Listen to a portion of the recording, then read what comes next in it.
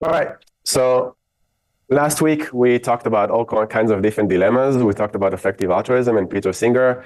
We talked about the drowning girl in the pond, philosophical dilemma. So lots of things about morality. What is our responsibility? Do we have a responsibility towards other people who are dying, suffering around the world? What should we do? And then we finished this by looking at all sorts of examples of students like yourselves that did some pretty remarkable things. They built charities that are now changing the world. So I want to go back a few steps because we saw some extreme scenarios. We reflected on extreme scenarios, but I want to take back a few steps and look at something that I think we all know, heard about, perhaps answered this before. So I just want to make sure that we all know this dilemma, this philosophical dilemma, and then we contemplate about this. What evidence do we have? What do we know? How far can we take this? What are the implications? Is this really relevant for us in our lives today? Yes or no? Okay, you can go on Mentimeter, use this code or scan the barcode. Very classic dilemma. It's called the trolley dilemma. You've seen this like a million times, but we do need to discuss this. So I'll ask you to go on here and answer this. So in this trolley dilemma, what happens? You see a runaway trolley. It's about to hit 5 people on the track, but you just happen to stand there next to a lever. And if you pull that lever, what happens? It diverts this trolley into a different track where you have one person. So you have a dilemma, what to do. If you do nothing, the trolley runs over 5 people, killing them. If you pull the lever, it diverts and only kills one person. So the question is, what would you do in this kind of situation? So what have you heard about this? What do you think most people would do in this kind of situation? What kind of insights can we learn from the trolley dilemma? What are your thoughts when you see this for the millionth time? What do you know about the trolley dilemma? Please, yes. So most people, the 5 lives outweigh 1 life. But 1 life more. Mm-hmm. Yeah. That I wouldn't pull the lever. Okay. Because if I pull the lever, then I have done something to kill the first person. Because I don't know, in my way, like if I observe the situation, I wouldn't observing the situation could also be like complicit to like, okay, maybe I'll pull the lever. I would pull the lever because then I would be saving 5 people's lives instead of watching 5 people die. And yeah. Yeah.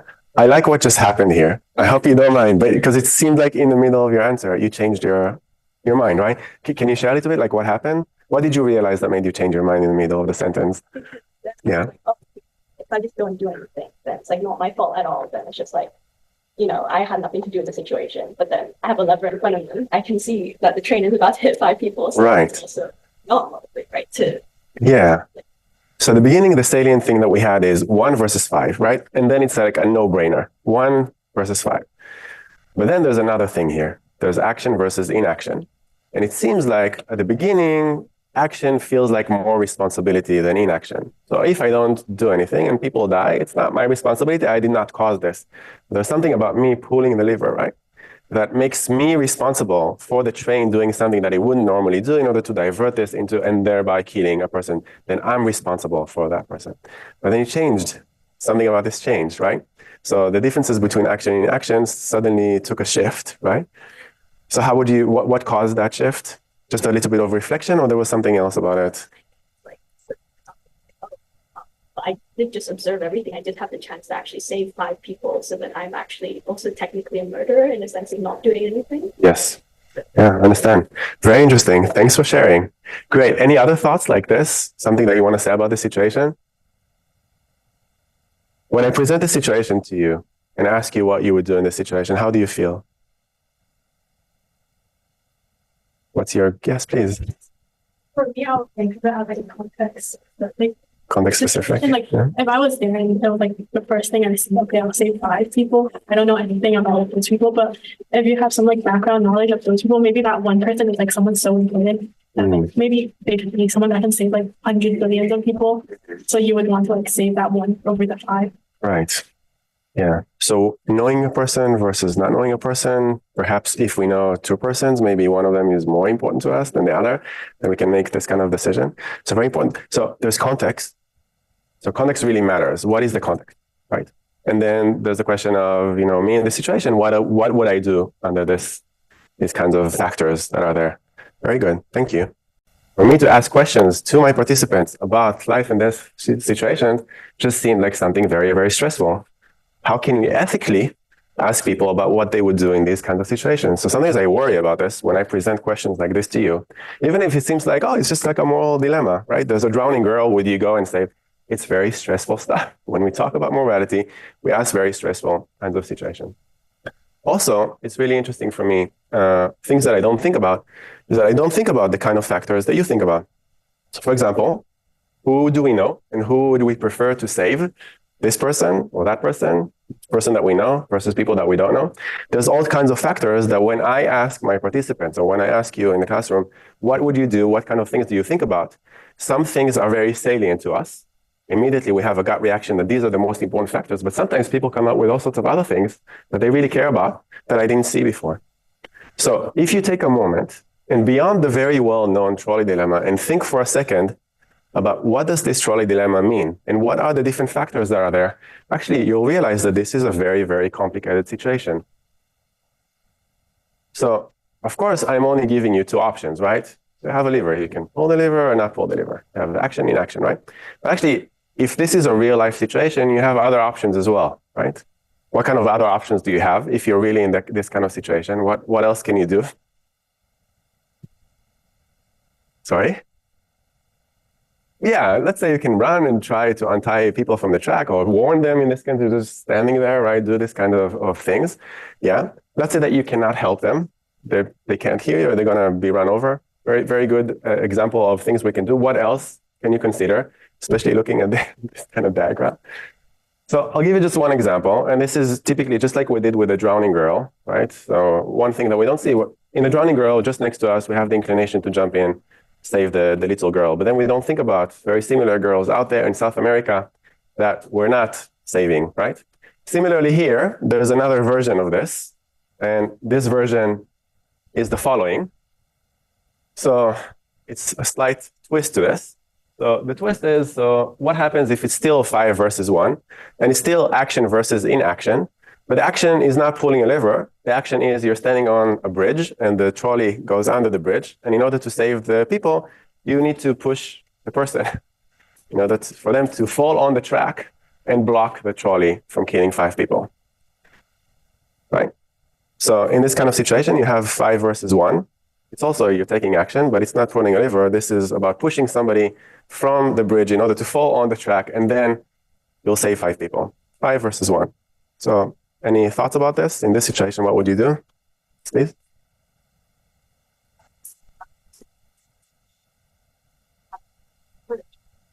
Perfect. Yeah. So that's another thing that we often don't think about. It's like, is this really the only option here? There's another option, which also might have been possible in the previous one, is that you could have also sacrificed yourself. So I'm giving you 2 options. So I'm kind of focusing your vision, your narrow vision on these 2 options. But there is the option of also perhaps sacrificing yourself, right?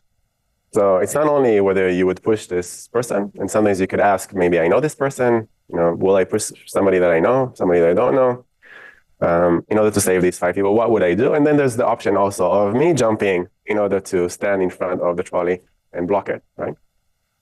But many people shift their response from the first one to the second one. Why? What is the difference between these 2? Same number of people, you have action versus inaction. What's the difference?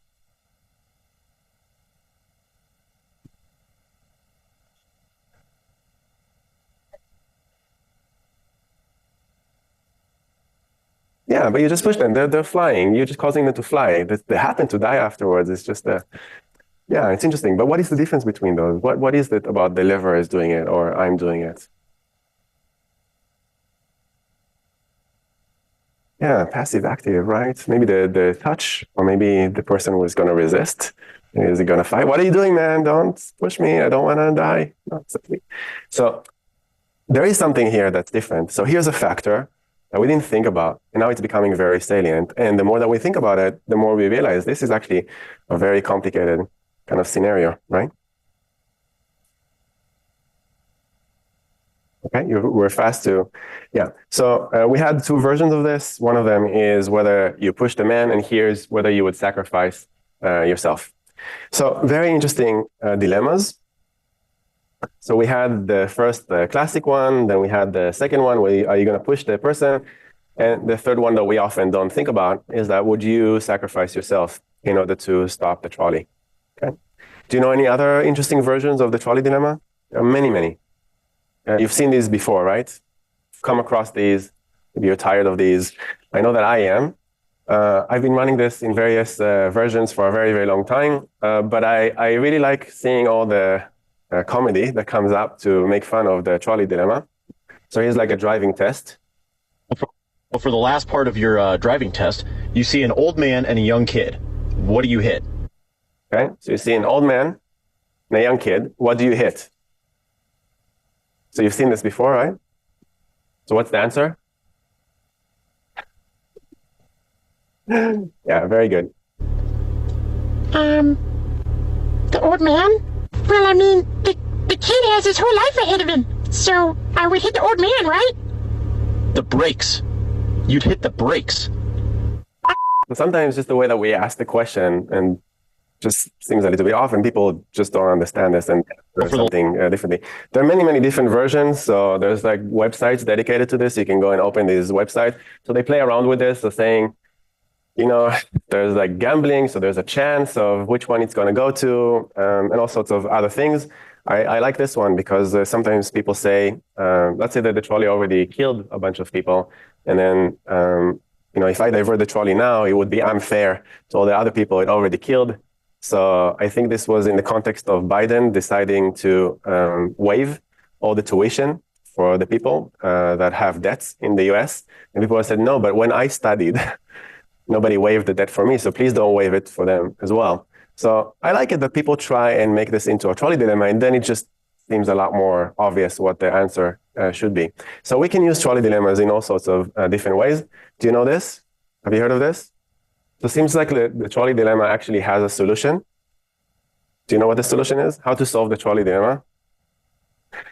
This is how you solve it.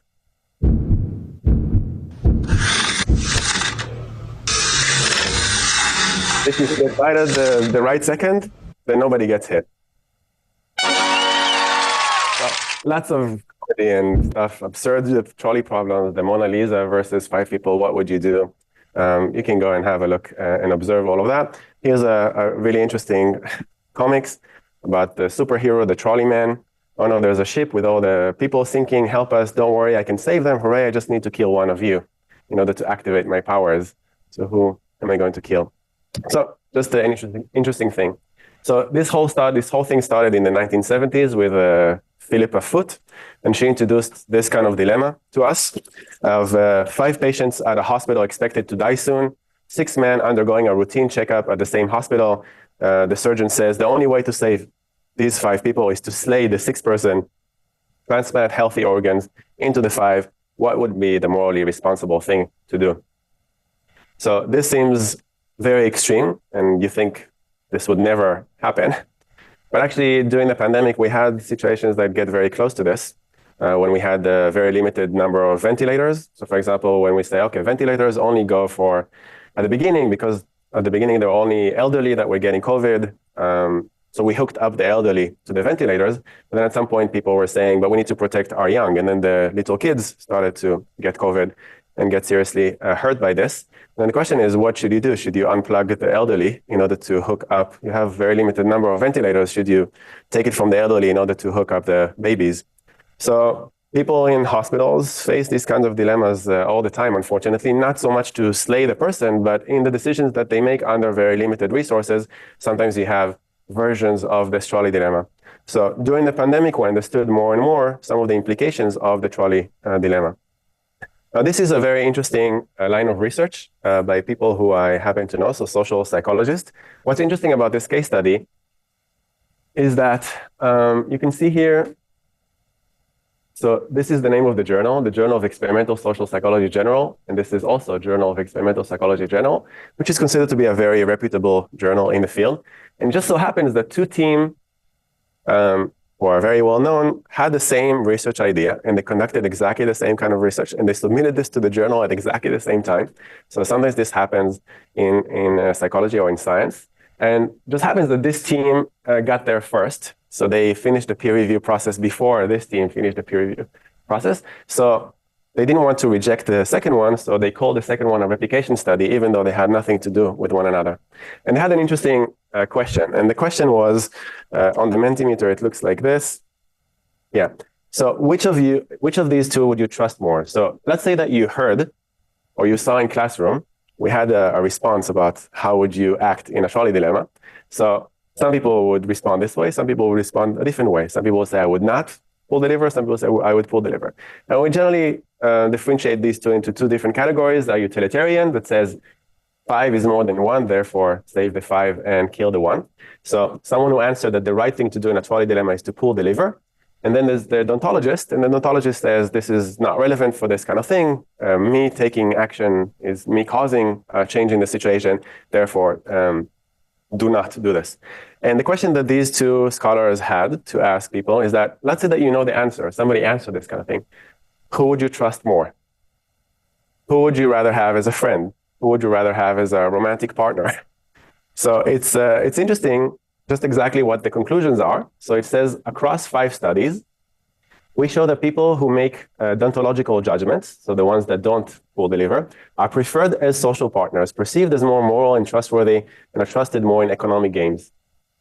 So that's an interesting twist to the trolley dilemma. It's not only what would you do in this kind of situation, but if you've heard that your classmate, your teammate, said this about the trolley dilemma, would you want them as a team member? Would you want them as a partner? Would you want to be their friend? And they arrived at very similar conclusions. But then more recently, you can see that it's the same people. Where is the name? Okay, so you can see the Dries here and Arne are the same people from here, Dries and Arne. Joined in with somebody who I know. I did my PhD with Prasad over here. So Prasad ran this again and found something different about this. So they proceeded to do something that's called a registered report. And a registered report is something where you have a pre-registration, you have a plan of what is it that you plan to do. And before you collect the data, you submit this to the journal. And once everybody agrees on the plan together, you, the reviewers, and the editor, then you get something called an in-principle acceptance. And that means that regardless of what the outcome is going to be, that is going to be published and accepted for publication. So they submitted this to something called scientific reports, and they conducted this again. And they found something very, so they found kind of like an interaction. While we find some evidence that trust perceptions of others are moderated by dilemma features, we find much stronger effect of participants' own moral preferences. Deontologists favor deontologists, and utilitarians favor utilitarians. So even if we have a certain finding where we have 2 very prominent teams that found something that people just tend to prefer deontologists, Prasad came in and said, this doesn't make a lot of sense to me. Like, why would utilitarians prefer deontologists? This doesn't make a lot of sense. So he decided to team up to call these people who published the previous finding and say, I think we should look at the moderation. We should also look at what people actually believe. And then they come into this kind of interaction. So I like this kind of way that science progresses. We have a question. The first question is, what would people answer in this kind of situation? Then science progresses and says, maybe people care about what other people are going to answer. So let's look at how much people trust people who answer a certain thing. And then we have a finding by 2 very prominent researchers, teams of researchers, that is published in a very good journal. And then somebody else comes along, happens to have done his PhD in Hong Kong, and then says, but this doesn't make a lot of sense to me. Let's work together in order to figure this out. Let's measure a moderator. And then they do this in the best practices, open science, with something called a register report. So I like the way that this whole thing progressed and how they've achieved some of their conclusions. Now, there's lots of ways to judge people in these kinds of situations. Here's another very interesting case study. This person, who is this person? Donald Trump. I don't know if you care about these kinds of things, but there was just a debate between Donald Trump and Kamala Harris, who are running for the presidential elections that are going to be in November, I guess. So a very heated debate, and Trump is a person who likes to hit hard. And what was interesting about this is that here he responds to a shooting in Florida. So I don't know what is it about the US, but every once in a while, at least once a month, some crazy person comes in with a shotgun or a machine gun and starts like spraying kids, killing kids, teachers. It's an unbelievable thing about insanity of life in the US. And this is how he reacted to what the police people did. So there was a shooter running wild there in the school, and some of the people in the security who did not have any guns with them did not go in to confront this person. And this is what Donald Trump said about this. You know, I got to watch some deputy sheriffs performing this weekend. They weren't exactly Medal of Honor winners, all right? The way they performed was frankly disgusting. They were listening to what was going on. The one in particular, he was early, then you had three others that probably a similar deal a little bit later, but a similar kind of a thing. You know, I really believe, you don't know until you test it, but I really believe I'd run in there even if I didn't have a weapon. And I think most of the people in this room would have done that too, because I know most of you. But the way they performed was really a disgrace. So what's he saying? You don't know until you test it, but I really believe that even if I didn't have a gun, I would go in and confront the shooter with the machine gun, right? So when you hear Donald Trump saying this, so he's definitely judging somebody who was in a very serious trolley dilemma of whether to risk their lives, all sorts of risks involved, confronting the shooter, or real life action. So some of the deputy sheriffs could not bring themselves in order to, rather they waited for the serious people with the serious guns to come in and handle the situation. So Donald Trump said, I know myself.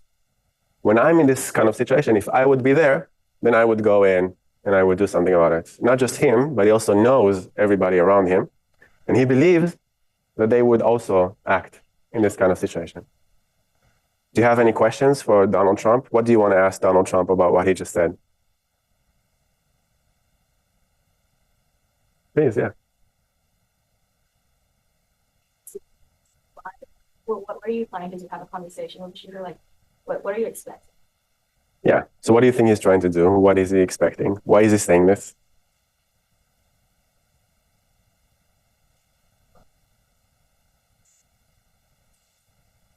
Yeah. Is there heroism in sacrificing yourself without saving the situation? I don't even know exactly what he was trying to do. But it sounds to me, even though it sounds to me sometimes with the things that he is saying or the way that people react to trolley dilemma, is that they maybe really feel like they could have done something, you know, that they could have come in and intervened and did something. They really feel like all the other people that they know may have done something, but what is it that you're doing? What actually are you saying? Just listen to the words that you're saying. What is the point of you coming into this? But as scientists, because we're all scientists at HKU, we really care about this empirical question that he has. And I want to ask you, as good scientists, how do we test this? So Donald Trump offered us an opportunity. You don't know until you test it, but I really believe. So what kind of thing can we do in order to test whether Donald Trump in this kind of situation would really react to this? What can we do? How can we test this in real life? Instead of giving hypothetical scenarios, what can we do in order to test the trolley dilemma? Please, yes.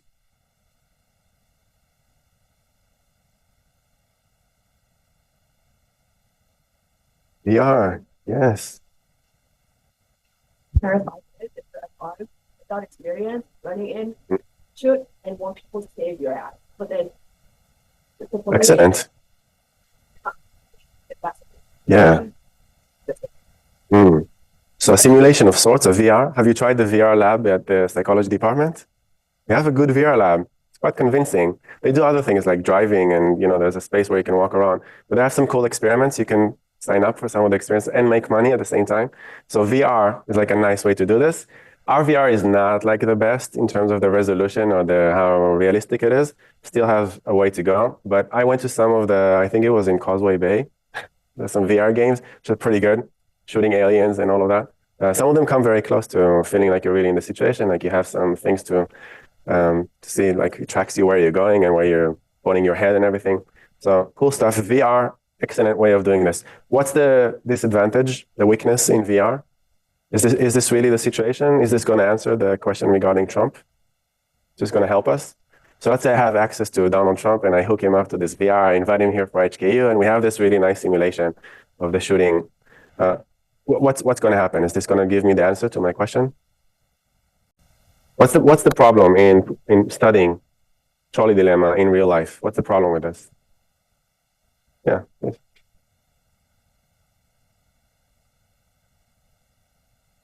Yeah. Right. Even like with a really good simulation, a really good VR, at least the technology that we have right now, it doesn't feel real. And you always know that you're in a VR situation, right? So it's not exactly the same kind of thing. And we want to get as close as possible to address this thing that he said. You don't know it until you test it. And I really want to know what the answer is. Any other suggestions? Thank you for that. Any other? Yeah? You know, it's like an experiment to do it as if it's part of it, like debrief with them afterwards, but then during they, you know, like the smoking room experiment where people think there's actually. Yeah. So sometimes we do this in psychology. Sometimes we use deception, right? So we bring Donald Trump to a place where he thinks there's a shooting involved. He thinks that there is a shooter. He thinks that there is this kind of situation. We don't tell him what the truth is. Everybody is an actor, right? And then we try to see what Donald Trump would actually do in this kind of situation. Yeah. Any issues with that? Does that seem like a good solution to you? Let's say not Donald Trump. Let's say that we want to run this on somebody. What could be the problem with this? Yes.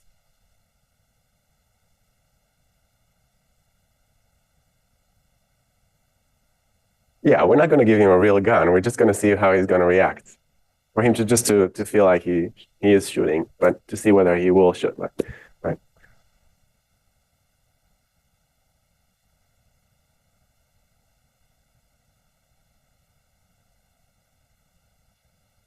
It's a prank. He's going to be angry with the prank. Yeah. It's a problem. So what's the problem with him knowing that? So he's going to be angry. So what? Why do we care? He seems angry anyway, like whatever we do, right? Yeah. So what is the issue with him being angry? Why do we care?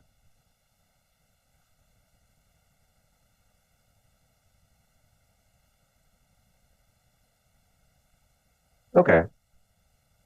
A waste, but for me, this is a really important research question. I want to publish in Nature and Science in order to, like, if I know what Donald Trump is going to do in this situation, there's big benefits for society, you know, right? So we can learn a lot of stuff from that. So maybe the waste is not so much of an issue, but there seems to be another issue. What is the main issue with putting Donald Trump or anybody in this kind of situation? What are some of the considerations, the things that we need to think about? Why don't we run trolley dilemmas on people? Why do I give you hypothetical scenarios instead of just putting you in the classroom in this kind of scenario? Not ethical. But let's say what's not ethical. Can you say more? There's no consent. Yeah. Right. There's the possibility of emotional trauma. What is emotional trauma? What does emotional trauma mean?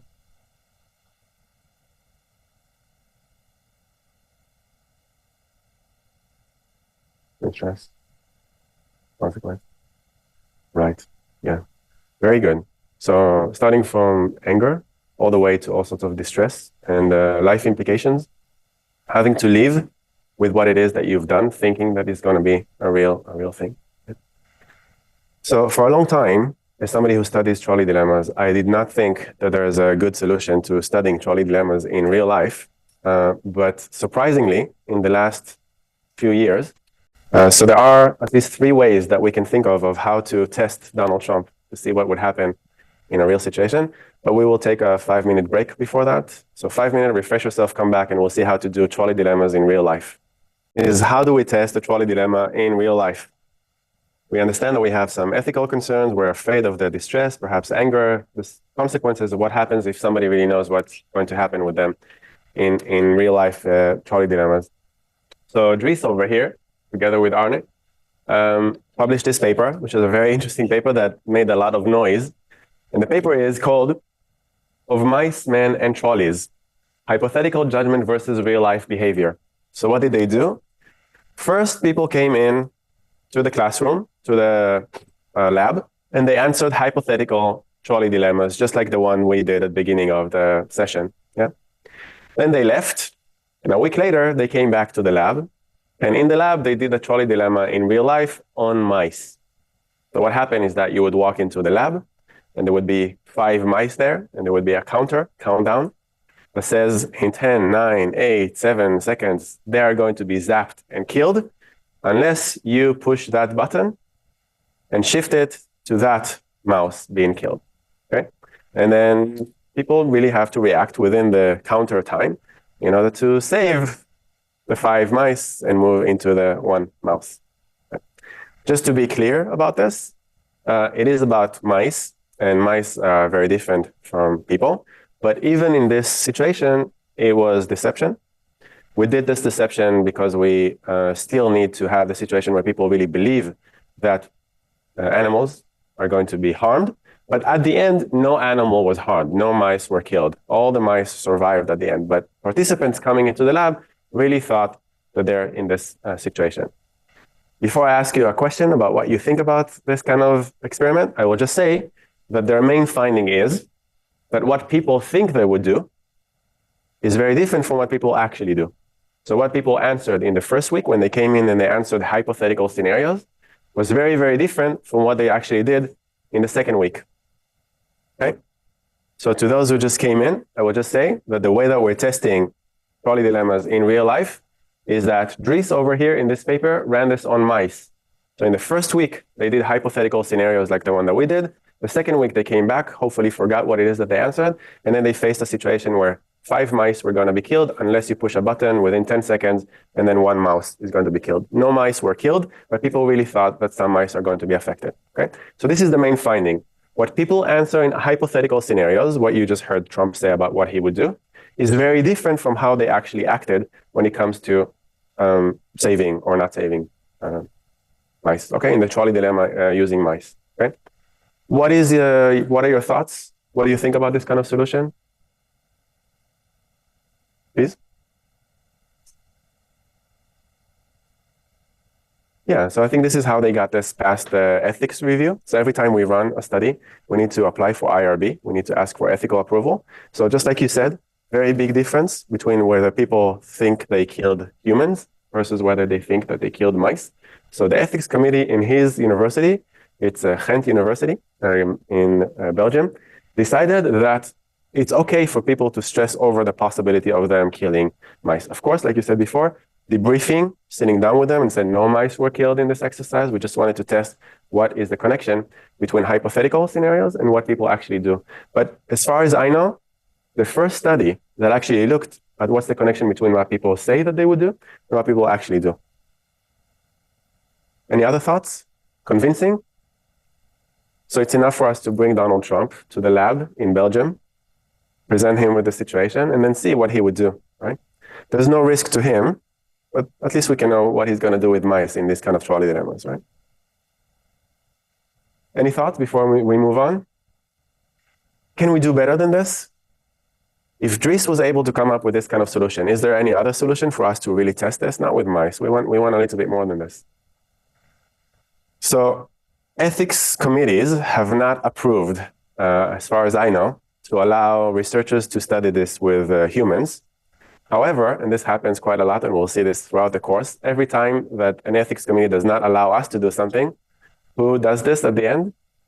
A TV show. So I'm going to show you what the TV show did. So here's the TV show. You can actually do this with people. I'm going to show you the setup, and then I'm going to show you real participants. They didn't do this as an empirical study. There is no big sample. I think they did this on around 10. But I think there's lots of things for us to learn from this. Okay? I should say, in advance, I've watched this, I would say, more than 100 times. But every time that I watch this and I watch people's reactions, I personally get emotional. Some of this is a little bit difficult to watch because people really think that they're facing trolley dilemma, that people really depend on them on their lives. And then, of course, I keep being reminded of what my mom was telling me about how horrible it is to study something like this. But because you're students in psychology, because we study things like morality, I feel like it's very important for you to see this. If you feel like you don't want to see this, that's completely okay. It's up to you. You can cover or shut or leave the classroom. But I think it's an experience that we should go through. But it is a little bit difficult to watch. Okay, so they'll explain the setup. We'll see the setup, and then we'll watch. I selected one very potent participant and how he reacted to the situation. Okay? This is where we're going to physically create the trolley problem in real life. Not with a trolley, but with a train. Our subjects will sign in at this booth for our phony focus test, which will never actually take place. It's going to be a hot day for them. So we'll offer them, while they wait for the actual test to begin, the chance to sit inside this nice air-conditioned remote switching station. Inside, they'll meet a kindly train switch operator, supposedly an employee of the California Railroad Authority. The California Railroad Authority is real. Real fake. We invented this non-existent government organization to convince our subjects that everything here is real, including these monitors showing supposedly live shots of actual trains from different tracks all around the California area. While the participant is waiting inside this room, they'll learn how the operator switches the tracks using a lever to remotely switch a train from one track to another. They'll see it happen. We're actually controlling the video on these screens from a different hidden control room. At a given time, the switch operator will leave the subject alone in the switching station. And at that point, a crisis will occur. Train will be barreling down the tracks, and workers will have made their way out to both tracks, 5 on one worker on his phone on the other. No one is around for them to alert who has any kind of control or authority. Switching the train is up to the subject alone. They'll feel like what they do has real-world consequences. Will 5 people die, or will 1? Okay, so that's pretty intense. This is the setup. Let's see one of the participants.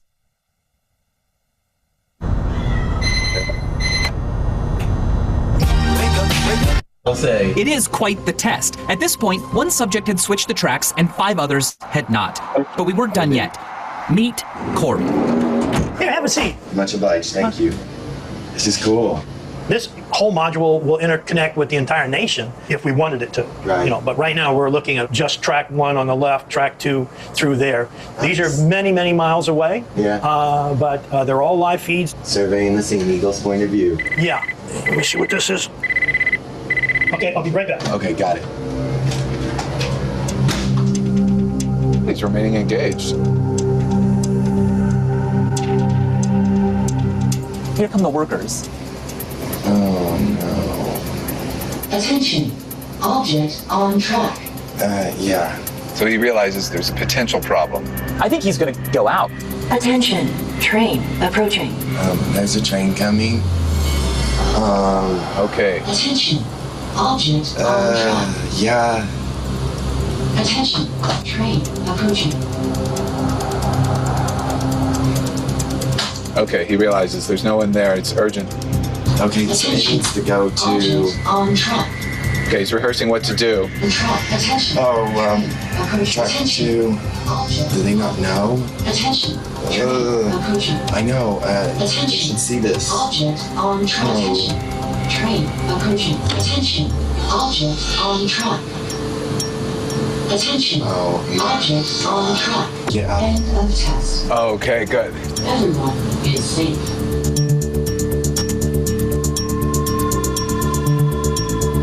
Hello? Hi, Corey. Hey. My name's Michael. There was just almost an accident, seemingly. Corey, everything that just happened was an experiment. Okay. No one was in danger. For sure. These were just loops of video taken before. This is a psychology experiment looking at how people behave in various circumstances. Okay, yeah. So tell me how you were feeling. Mainly a bunch of terror and responsibility because I was at the helm and just horrified about making a decision between like 5 people compared to 1. It was very scary to say the least. It was scary, yeah. right. Oh yeah. What was going through your mind as the train's coming down the track? It was mainly to warn them. They're just What's coming up right now? You don't want to have to choose between people. Right. And that was really tough. Either like 6 families or 1 family. It was like up to me, it felt like. Yeah. It was interesting to me that you had such presence of mind. Yeah, look for help and make a decision. Yeah, so he's not going to forget this for the rest of his life, right? This is something very, very deep. Going through something like this, all the ethical stuff that we discussed before, right? He's going to remember what it is that he decided to flip the switch. And they did this with a bunch of others. Most of them decided not to flip the switch. Corey was one of the to the did. Later, they do a debriefing. The debriefing is like they tell them, this was a test, and you get to meet all the actors, and it seems like everything is okay. But there's a real reason why we do ethics committees and why we don't run these kinds of things. They say, so the person next to the host is a psychologist, and they say that they got some ethics committee to approve this. I don't really understand how, but there was a lot of backlash about this TV show and what they just did here. Any thoughts about this? Something that you saw? Something that you want to discuss? So sometimes I worry a little bit when I run these kinds of things with you, morality scenarios. Some people think, oh, no problem, just get some students to answer trolley dilemmas in class. But I'm very aware of the possible implications for you. Sometimes when we talk about drowning girls, or we talk about poverty and health around the world and our ability to save or not save other people, we're very good at denying the existence, the complexity of life and stuff that happens around us. But sometimes in classes like this one, we discuss challenging issues. Sometimes we need to bring this into the spotlight because most of the time we go around in our lives not thinking about serious matters, right? But sometimes we do need to discuss these. So sometimes I really worry about your well-being, being in this class and how much you're engaged in these kind of situations. So I know that some of these things can be difficult. I'm not putting you in the situations like Corey, but I do know that some of the things that we're dealing with in this course are a little bit difficult to think about. So I appreciate you going with me on this journey. One last, so I mentioned 3 ways to study real-life situations. So there's a third way by which we can test Donald Trump. Up until a year and a half ago, this was not a possibility, but now we can do this. And this is an emerging topic. Actually, we have a speaker. The department asked me to tell you that you need, in order to graduate and do this course, you need to attend seminars at the department, at least 3 sessions throughout the. I'm just going to tell you that if you want a nice session with a nice talk, there's one this Friday by somebody that I know, who's part of our team, who has worked with HKU students and who has published with us in previous years. So 2 or 3 years ago, he helped us bring some of what we did in this class into publication. So he's going to be talking about the third way of how to do this. And the third way is this. It's this. It's AI language models. So it seems like AI has become so good at predicting what people are going to do that it's acting like humans. And some of the people, researchers, what they started doing is that they would go and they would give people questionnaires about their life. So let's say the big 5 or values or the demographics, your age, your health, and all sorts of things. And then afterwards, they would give them trolley dilemmas, hypothetical trolley dilemmas, or they would give them decision-making tasks. And looking at the connection between the demographics and the stuff, and then looking at what is it that they answered, the question is, can an AI predict this? So what they did is they asked an AI, they gave him all the demographics. Imagine that you are this age, this gender, you answered this on this questionnaire and all that. Now, pretend that you're that person. How would you answer a trolley dilemma? And turns out, you can see the alignment, the correlation between this is that GPT 3.5, and now we're at 4.0, which is a lot better than 3.5, there's already a very high correlation of 95%. AI models, given your demographics and your characteristics, or Donald Trump's, can predict with 95% accuracy what is it that they're going to answer on a certain situation, certain dilemma, certain choice. And we're getting better and better at this. Some of the things that are going to be covered in the talk on Friday are going to talk about the ability of AI to predict what we would do.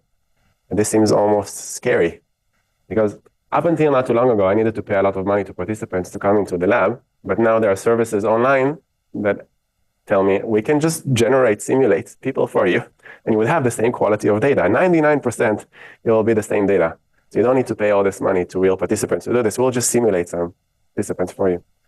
So groundbreaking stuff. We still need to validate and see how solid it is and what kind of domains we can do. But some people have suggested that what we can do is we can simulate Donald Trump based on everything that we have on Donald Trump, and we have a lot on Donald Trump. And then just ask an AI, what would Donald Trump do when faced in a Florida shooting situation? And then see whether this is aligned or not aligned. Ethically, there's no problem with this. We don't have to pretend to kill mice, or we don't have to put people in a situation like Corey. So just know that this is an emerging way in which we do social psychology research. And you can see many people test this across all sorts of different things. And it's quite alarming to see how good ChatGPT and these tools are. Okay? All right, so the last thing that I want to talk to you in the last 20 minutes that we have is, why do we care about this? Why spend so much time talking about trolley dilemmas? What's the relevance of this in real life situation? We mentioned some ventilators during the pandemic. Okay, but that's like something negligible. Why? What makes trolley dilemmas suddenly very, very urgent for us? What is it that's happening right now in the world that makes this super relevant? And we need a serious answer for this now or yesterday. We can't wait anymore. We have to know what people are doing in this kind of situations. We need to know what the moral answer to this is. Why? Because we have a big problem, and this is happening very, very fast with these companies. This year I went to the US and I spent some time in San Francisco. You have Waymo, which is self-driving autonomous vehicles that you can order just like an Uber. You tell them where you are, where you want to go. Suddenly comes a self-driving autonomous vehicle with no driver. They come in, they pick you up, you sit there, there's nobody in the, and it just takes you there. So around San Francisco, in the Google land, in the Silicon Valley, Waymo is growing very, very fast, and it's doing an unbelievable job. And they're showing that their safety and all sorts of other parameters seem to be much better than humans, and they're growing very, very fast. If Google is into it and they're investing as much money, then it's going to go very, very big. So it's not just self-driving autonomous vehicles, but it's also taxis built on self-driving autonomous vehicles. Not too far away, Greater Bay Area, the Chinese are spending a lot of money on this. They already have some lanes where you have trucks that don't have any drivers. So somebody needs to program these things, because a lot of drivers, a lot of self-driving autonomous vehicles need to make important decisions about life. Who are they going to kill when faced with a certain situation? They need to make immediate decisions when faced with a situation. Who is going to die? Should I hit this or should I hit that? Should I kill the person in front of me or should I kill myself? And lots of interesting dilemmas come out of that, because nobody has answers for this. So for the first time, people come to social psychologists and they say, okay, you talked about trolley dilemmas and about moral psychology and all of that. You've tested this for years. What should we do? Who gets to code the self-driving autonomous vehicle? Should it be just like some developer in the Google headquarters or Tesla? Or should it be a decision by society, by the best philosophers and social psychologists sitting together and deciding what to do? Right? So this company is growing very, very fast. It's like a reality. It's coming. Like people thought that it's going to already be here by now, but it's taking a little bit longer. But now that I've seen in Silicon Valley, it's like it's happening, and it's not small. It's like it's coming in a big bulk of these self-driving autonomous vehicles. So this is when social psychologists came together and said, okay, we have to solve this thing with trolley dilemmas. The problem is that if I run some questionnaires and these hypothetical scenarios, and another researcher, Dries and Prasad and Arne and all these, we each run a few of those. Maybe at the end we have 200 at best. We need to solve this. And then came out one of the best scientific evidence that came out of the psychology, not just in social psychology, but across, called Moral Machines. It's one of the biggest psychology experiments that we've ever run. It's called Moral Machines. And I'll show you a little bit of a video to introduce what it is that they did.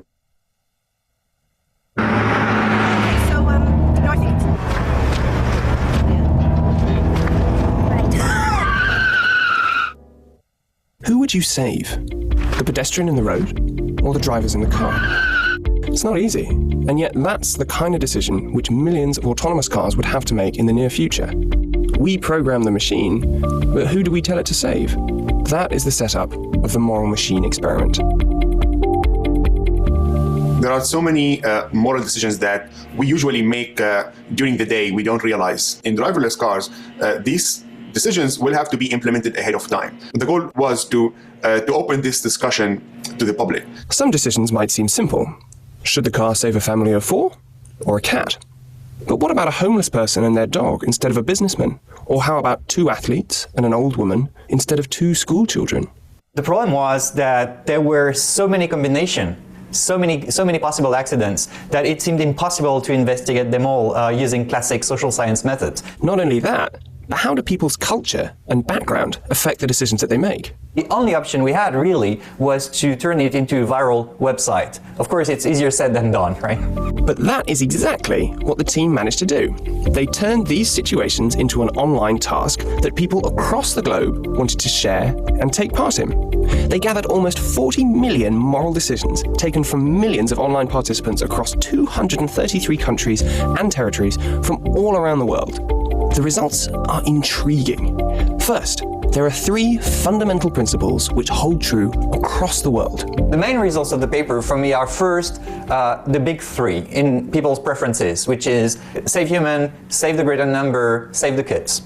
And the second most interesting finding was the clusters, the clusters of countries with different moral profiles. The first cluster included many Western countries. The second cluster had many Eastern countries. And the third cluster had countries from Latin America and also from former French colonies. The cultural difference we find are sometimes hard to describe because they're multidimensional, but some of them are very striking, like the fact that Eastern countries do not have such a strong preference for saving young lives. Eastern countries seem to be more respectful of older people, which I thought was a very interesting finding. And it wasn't just age. One cluster showed an unexpectedly strong preference for saving women over men. I was also struck by the fact that French and the French subcluster was so interested in saving women. That was, I'm still not quite sure what's going on here. Another surprising finding concerned people's social status. On one side, we put male and female executives, and other side, we put a homeless person. The higher the economic inequality in a country, the more people were willing to spare the executives at the cost of the homeless people. This work provides new insight into how morals change across cultures, and the team see particular relevance to the field of artificial intelligence and autonomous vehicles. In the grand scheme of it, I think these results are going to be very important to align artificial intelligence to human values. We sometimes change our mind. Other people next to us don't think the same thing we do. Other countries don't think the same things we do. So aligning AI and human moral value is only possible if we do understand these differences, and that's what we try to do. I so much hope that we can converge, that we avoid a future where you have to learn about the new ethical setting of your car every time you cross a border.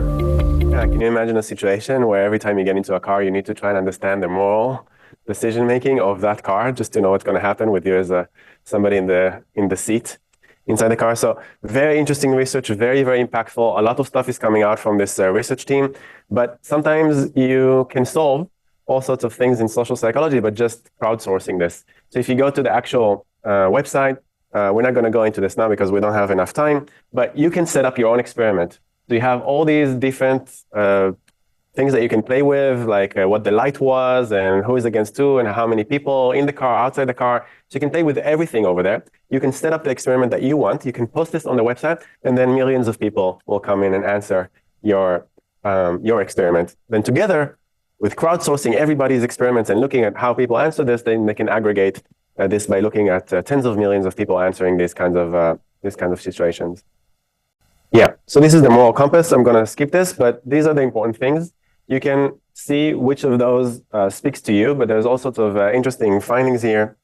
But there's preference for inaction, so people prefer not to deviate, sparing pedestrians over passengers, sparing females, sparing the fit, sparing higher status, and so forth, sparing humans, of course, over pets. Here's some really interesting things about the target, like who people prefer to.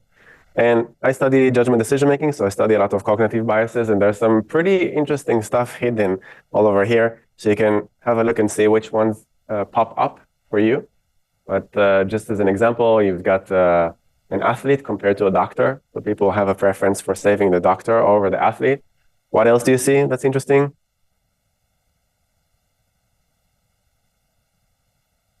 What else? The old man and the old woman are not doing very well. Who's doing even worse than the old man and the old woman? Over here we have a criminal, somewhere between a dog and a cat. What kind of a criminal? We've got executives over here. I don't know why large women and men are here somehow. Being pregnant gives you a bonus, so you're going to be more protected. Either so younger or stroller goes up. So lots of very interesting insights that we can gain from this. But now for the first time, we have some kind of a comprehensive understanding regarding the way that people make decisions in this kind of trolley dilemmas. Now, the interesting thing here is that at some point we ask people, let's say that we program this based on these preferences. Would you be willing to go and drive in this kind of in this kind of car. So for example, if there's a car that says that if they see 5 people about to be killed, they would rather not hit that, but instead deviate the car into the wall, thereby killing you. So most people say that they would like other people to buy that kind of car, but they will not buy that car themselves. So there's all sorts of different ways in which we tend to think about this. But the question is really, will people buy utilitarian cars or not? So how do we implement this kind of thing on a vast scale? Yeah. Last thing that I want to describe to you is this very interesting experiment. So what they did over here, I can't remember where this was, in Sweden. Yeah, in Sweden. And I've seen this also when I lived in the Netherlands. What they have are recycling machines. So what you can do is that you bring your plastics and then you go to the machine and you feed the machine. For every bottle that you feed the machine, comes out a coupon, and then you can use this in the supermarket next to it. Yeah? So in some of these, they wanted to encourage people to donate some of these coupons. So if they're not going to use this, just give them the opportunity. You either use this as a coupon yourself, or you can donate this to a good charity. And what they found was really, really interesting. What they found was in the places where they placed the machines that had the option to donate, the amount of recycling really went down. So people went to these machines a lot less just because it had this additional option. But what was interesting is that looking at the whole city altogether, the amount of recycling stayed exactly the same. So what this means is that people were willing to go to a different supermarket and recycle in a different machine just so they don't have to have the moral dilemma of whether to donate or not. They could have just went to the same machine and decided not to donate, but people were actively avoiding the need to confront the dilemma of whether to donate this or not. So it could be very much so that when we ask people, would you like to, when you buy a car, sit in the car for 10 hours and answer trolley dilemmas so that the car will know exactly who to hit when you buy it based on your preferences? A lot of time, people, I could see my mom answering in different ways, like, don't involve me in this kind of situation. I do not want to be the decision maker for how my self-driving autonomous vehicle is going to act. Okay, so what seemed like a very basic, abstract philosophical dilemma in the 1970s with Philippa Foot somehow became a very urgent thing that we need to deal with right now. And not just as a hypothetical, but we also need to know something about how people act in real life. So we went through all the way from these annoying trolley dilemma things that you've answered a million times to understanding that they have some complexity. So if we change certain factors, then we realize a cognitive bias, to contemplating how do we actually know how people are going to behave? Are there ways in order for us to assess whether somebody is going to be acting in the same way that they said in real life? So we saw 3 different options with mice, TV shows, or with AI, right? And then we saw what the implications are for us right now in our lives because society is changing. Self-driving autonomous vehicles, all sorts of drones with warfare that are able to take all kinds of decisions when they're in the field in what kind of harm they can do. We have a lot more robots and AIs that are going to come into it. So somebody needs to program these things, and we need to make a decision as a society, social psychologists, philosophers, and people, who programs these things and in what way. So all these things are very urgent challenges that us in social psychology, we need to answer. So that's how we try and do a lot of complicated social psychology research in order to answer some of these questions and give people tools, policymakers, decision makers, companies, in order to make the best decisions here. So lots of exciting things to do if you think about social psychology as something in your future path in your careers.